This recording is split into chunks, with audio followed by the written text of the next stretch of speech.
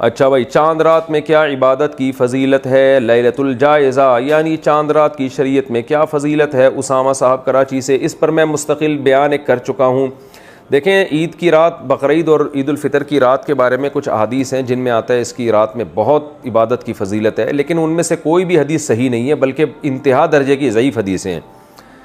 लेकिन अब चूँकि कसरत से हैं तो बाज़ उलमा इस तरफ गए हैं कि इतनी सारी हदीसें दर्जे हसन तक पहुँच जाती हैं, और दूसरी बात यह कि फ़ज़ाइल में ज़ईफ़ हदीसें भी चलती हैं, तो इसलिए बहुत से उलमा इस तरफ गए हैं कि भाई इस रात में इबादत करनी चाहिए, ईद की रात और बकरीद की रात में ये फ़जीलत की रात है। लेकिन बाज़ मुहक्किकीन इस तरफ गए हैं कि एक तो रिवायतों में ज़ोफ़ बहुत ज़्यादा है, दूसरा वो क़यास के भी ख़िलाफ़ हैं। क़यास के ख़िलाफ़ इसलिए हैं कि देखें, शरीयत का एक हुक्म, शरीयत का एक मिजाज ये है कि जैसे ही सूरज गुरूब होता है, इस्लाम कहता है इफ्तार में जल्दी करो। क्यों? कि अब रोज़े का टाइम ख़त्म हो गया। इसी तरह जैसे ही चाँद नज़र आया, तरावी ख़त्म, क्योंकि रमज़ान के हकाम जो थे वो ख़त्म। इसी तरह नबी सल्लल्लाहु अलैहि वसल्लम ईद उल फ़ितर के दिन नमाज से पहले कुछ मीठा खाया करते थे। इसमें यही हिकमत थी, ये बताने के लिए कि आज हमारा रोज़ा नहीं है। तो इससे पता चलता है जब रमज़ान जाता है तो अपने तमाम लवाज़िमात के साथ जाता है। तो रातों की इबादत की जो फ़जीलत थी रमज़ान की, रमज़ान जाते ही वो फ़जीलत भी ख़त्म हो गई, और दिन में रोज़े की जो फ़जीलत थी रमज़ान जाते ही वो रोज़े की फ़जीलत भी ख़त्म। यही वजह है कि नबी सल्लल्लाहु अलैहि वसल्लम पहल कर रहे हैं। हालांकि बकरीद में आप जल्दी नहीं खाते थे, लेकिन ईद उल फितर में आप ईद से पहले कुछ खाते थे। इसमें बड़ी हिकमत यही है कि भाई अब रोज़ा ख़त्म हो चुका है, अब तो खाने में जल्दी करनी है। तो इसका तकाज़ा ये है कि ईद की जो रात है वो आराम की रात हो, और वो जो रमज़ान में एक पूरा अल्लाह ने हमसे इबादत करवाई और उसकी रातों को लोग लैलतुल क़द्र में जागे और रमज़ान की रातों को इबादत किया, तो वो इबादत का टाइम अब ख़त्म हो चुका है। अब ये रात एक नॉर्मल रात की तरह है, तो लिहाजा इसमें कोई इबादत कर ले तो ठीक है, अच्छी बात है। अगर कोई इस नीयत से इबादत करता है कि रमज़ान में इबादत का जो मैंने अपने आप को आदी बनाया है वो मैं कंटिन्यू करूँ ताकि मेरी आदत ना छूटे, तो इस नीयत से अगर कोई इबादत करता है तो ठीक है। लेकिन हमारी राय यही है कि इसमें अगर अलग से इबादत की कोई ख़ास फ़जीलत वारिद जो हुई है वो ज़ईफ़ है और क़यास के भी ख़िलाफ़ है। तो और वैसे भी आप ख़ुद सोचें ना कि अगर रमज़ान ईद की रातों को इबादत करेंगे लोग, इतनी फ़जीलत की रात है, तो ज़ाहिर है ज़्यादा जागेंगे फिर उसमें, तो फिर ईद का दिन कैसे मनाएंगे?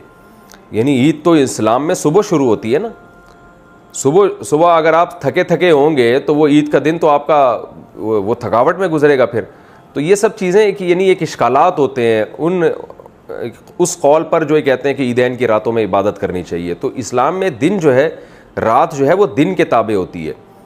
तो रोज़े के दिन में, रमज़ान में दिन में रोज़ा, रात उसके ताबे है, तो रात में इबादत। अब ईद का दिन जब खाने पीने का दिन है, खुशी का दिन है, तो उसकी रात भी ईद के दिन के ताबे होगी, तो वो इबादत की रात होगी नहीं।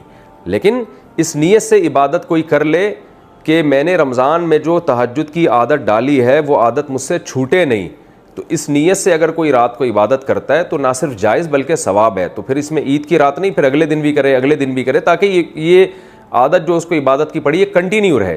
तो कंटिन्यू रखने के लिए अगर कोई इबादत करता है तो बहुत अच्छी बात है। लेकिन हमारी राय यही है कि ईदैन की रात में अलग से कोई फजीलत साबित नहीं है। बहरहाल दूसरी तरफ भी उलमा हैं, तो जब उलमा में इख्तलाफ होता है किसी मसले में, तो जिस आलिम की बात, जिस पे ज़्यादा एतमाद हो उसकी बात को ले लेना चाहिए, दूसरे पे रद्द नहीं करना चाहिए। क्या चांद रात में दुआएं कबूल होती हैं? क्या चांद रात में दुआएं कबूल होती हैं? शमसुल हक रावलपिंडी से। मेरे इल्म में नहीं है कि अलग से कोई फजीलत हो चांद रात में दुआओं की कबूलियत की। बाकी अल्लाह ने दुआ कबूल करने पर कोई टाइम नहीं मुतय्यन किया, जब चाहें दुआ करें, लेकिन इसकी अलग से कोई फजीलत नहीं है मेरे इल्म में। अगर किसी के पास कोई हदीस हो, ज़ाहिर है हम ऐसा इल्म का दावा तो नहीं करते कि हर कुछ हमने पढ़ लिया है सब कुछ। बाज़ दफ़ा ये होता है मैं कोई बात कहता हूँ तो लोग हवाला भेज देते हैं, तो मैं रुजू कर लेता हूँ। तो मेरे इल्म में अब तक तो टूटी फूटी हमने तहकीक की है, कोई ऐसी रिवायत मुझे मिली नहीं है जिसमें ये आता हो कि चांद रात में दुआएं कबूल होती हैं। अगर किसी के इल्म में हो तो काइंडली वो हदीस का रेफरेंस भेज दीजिएगा। चांद की पेशन गोई करना कैसा है? शरीयत में चांद की पहले से पेश गोई करने की क्या हकीकत है? क्या पेश गोई का ये पेश गोई कर सकते हैं कि इस दफ़ा ईद फ़लाँ तारीख़ को होगी? मोहम्मद नदीम कराची। जी हाँ जी, फ़ल्कियात के इल्म में बड़ी तरक्की की है। बाज़ दफ़ा फ़ल्कियात से यकीनी तौर पर पता चल जाता है कि ये रोज़े 30 होंगे या 29 होंगे। तो अगर माहिर फ़ल्कियात को 100% यकीनी तौर पर कैलकुलेशन से पता चल गया और वो बता दें तो कोई हरज नहीं है इसमें।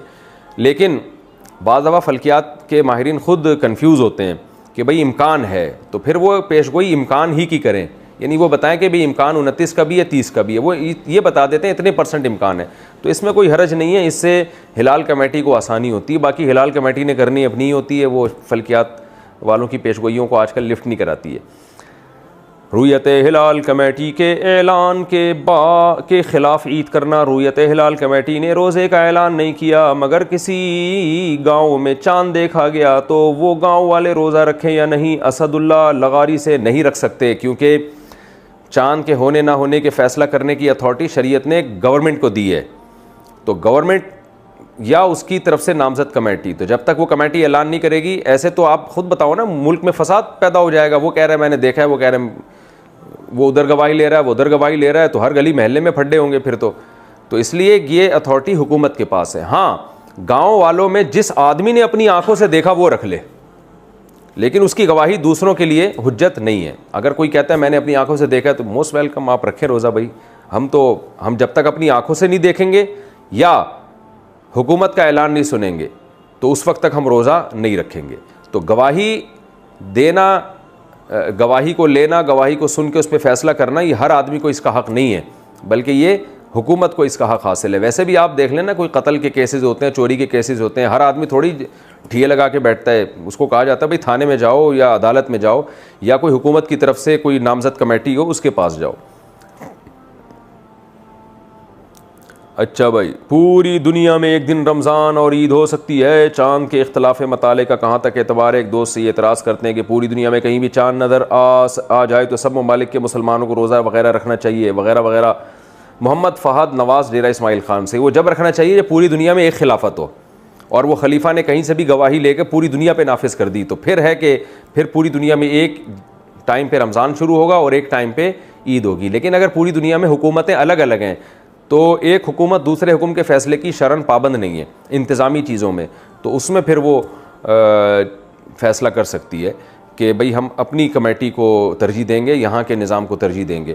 लेकिन अगर गवर्नमेंट फ़ैसला कर लेती है कि हमने, या सारे इस्लामी मुल्क मिल के फ़ैसला कर लेते हैं कि हमने इस मामले में एक कंट्री को अथॉरिटी दे दी है, वो जब फ़ैसला करेगा तो हम सब पे नाफिज होगा, तो फिर सब पे नाफिज हो जाएगा। जैसे आज अगर सारी दुनिया के इस्लामी ममालिक मिल जाएँ और वो फ़ैसला करें तमाम मुल्कों के सरबराह कि भाई सऊदी हुकूमत जिस दिन रोज़े का ऐलान करेगी तो वो ऐलान हमारे लिए भी होगा और हम उसको नाफिजुल अमल समझेंगे, और सऊदी हुकूमत जिस दिन ईद का ऐलान करेगी तो हम शरन हम पर भी हुज्जत होगा। तो अगर सारे मुल्कों के कंट्रीज़ ये फ़ैसला कर लें तो फिर पूरी दुनिया में एक ईद हो जाएगी और एक रमज़ान हो जाएगा और बहुत अच्छा हो जाएगा।